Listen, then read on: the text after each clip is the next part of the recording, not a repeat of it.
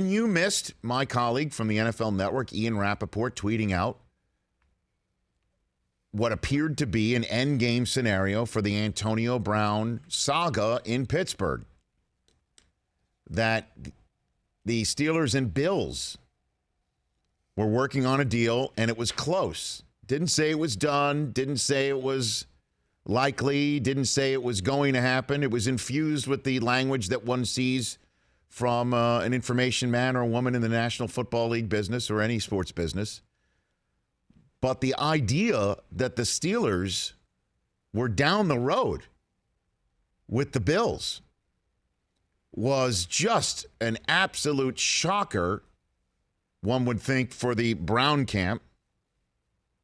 It was a knee slapper for all the Steelers fans who are filled with, the word for it is schadenfreude. Let me give you an idea what that means. Just reveling in the misery of others.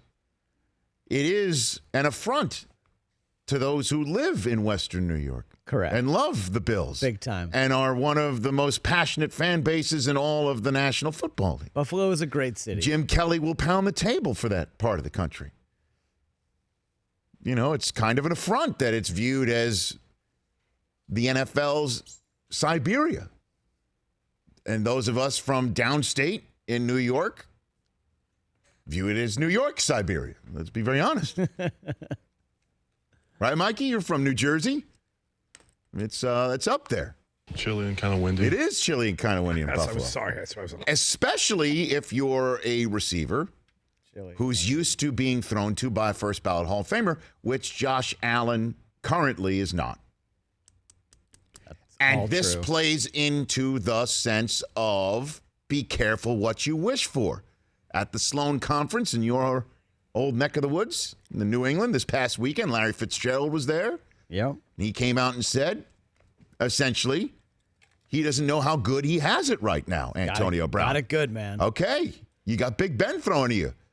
And forget that Big Ben will be the most passive-aggressive radio interviewee in the history of the media, maybe, and throw you under a bus and say you ran the wrong route when he throws it directly to a defensive lineman who's been pushed into the spot of the route by his center, who, by the way, just got pizzed yesterday, along with Ramon Foster, as the Steelers remake their or continue to solidify their offensive line for Ben.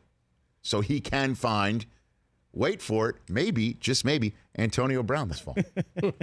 Because here we are on the Friday deadline that was set by the Steelers to say, hey, we want to have this done by Friday. Everybody get your best offer to me, Kevin Colbert, general manager of the Steelers, by Friday. Now, why? It's not anything that's mandated. It has to be done by today. But the new league year is beginning next Wednesday. By midnight, Sunday night into Monday, that's when the so-called tampering window, which the league doesn't, I don't know what the league wants us to call it. It's definitely not tampering window, opens up, and all the free agents and all the free agent wide receivers are now going to be on the market. And sure, none of them are going to have the production of Antonio Brown. We all know that. None of them have the 9-year resume of Antonio Brown. We know that. But they can come awfully close. And they also don't require you to cough up draft picks for it. And they also don't require you to welcome in somebody who's looking for a new deal. Again, when our good friend from Good Morning Football and that entire cast chewed on the concept that Peter Schrager threw out a couple days ago, what if Big Ben just picked up the phone and had a man-to-man talk with Antonio Brown, Big Ben to Mr. Big Chest, and just hash it out? Hey, Mr. Big Chest, I know I've got my own big chest, and it's bothered you. Hey, let's work it out. And then they suddenly come together. It's kumbaya. They know they can't quit each other. Okay? And they ride off into 2019 together and beyond. And both wind up in Canton together, and they give each other shout-outs from the podium when they go in. Couldn't have done it without you. Couldn't have done it without you. I'm so glad that things worked out that day. Yes, that can possibly happen. But Big Ben can't greenlight a new contract extension for Antonio Brown with 3 years left on his deal. That's what's happening here, too. So the reason why I believe this deal fell apart in Buffalo, and you're hearing it fell apart Wednesday, right? And you're hearing it was actually in the mix last night, and the team sent out a statement today to say that they were down the road with the Steelers, but now they realize it's not going to happen, and they're turning to free agency. Again, that's why the Steelers want to get it done today. Also, they need to get it done by March 17th, because after March 17th, the cap hit for Antonio Brown increases by a couple $1 million that they would have to accrue when they trade him, or if they trade him. They trade him after June. I mean, that it's then they have to split the cap hit between this year and next. I think they just want to probably eat it once. Get it over. One would think. So you got to get it done by March 17th. By Friday, avoids the whole glut of free agent market, maybe taking some people out and giving leverage to the other team, saying, I don't want to give you that much because I could just sign this guy off of free agency. I could sign Devin Funchess, Rich Eisen show Wednesday guest, who could not be more personable and, as he calls himself, an extraordinary athlete. He did. I'm trying to, get all of these things together. So one of the things that went down last night, I believe, over the last 2 days, was the Bills had to chat with Drew Rosenhaus. And according to some reports, they did talk. Ian Rappaport saying today they did talk. The Bills and Rosenhaus did talk about money.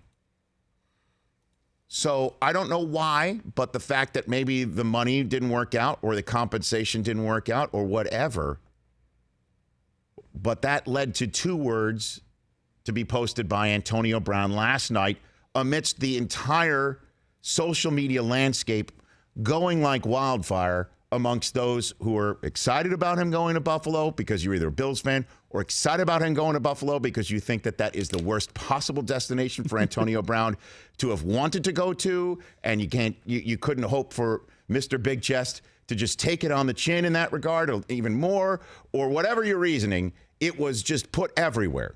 It was so fun last night for like an hour. For about an hour and a half. It was great. Right? Twitter was awesome. So on Instagram, the NFL posts Ian Rappaport's story, to which AB chimed in, fake news. Fake news. With the, what is that, the popcorn emoji to the right? No, it's a siren, yes, right? the siren. The siren I'm emoji. I'm sorry. I don't have my like glasses on. Police siren. Please, There you go. please. Siren. Fake news. Fake news. So guess what? Here we are, Friday. The Steelers, and Antonio Brown's got 3 options. Okay? Stay put, go wherever the heck the Steelers are going to send him because he has no control over it, or threaten to retire. Sit out, and he'll get fined money. Because unlike Le'Veon Bell, he's under contract. Le'Veon Bell was never under contract. He never signed his Right. franchise tender. He had no contract, so he couldn't be fined.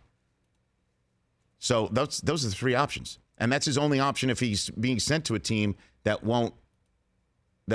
he doesn't want to go to. He'll just say, I'm not showing up. Which a lot of rumors is what he told the Bills. Not coming. Don't acquire me. Stop the presses. Mr. Big Chest, man. This is all just absolute drama.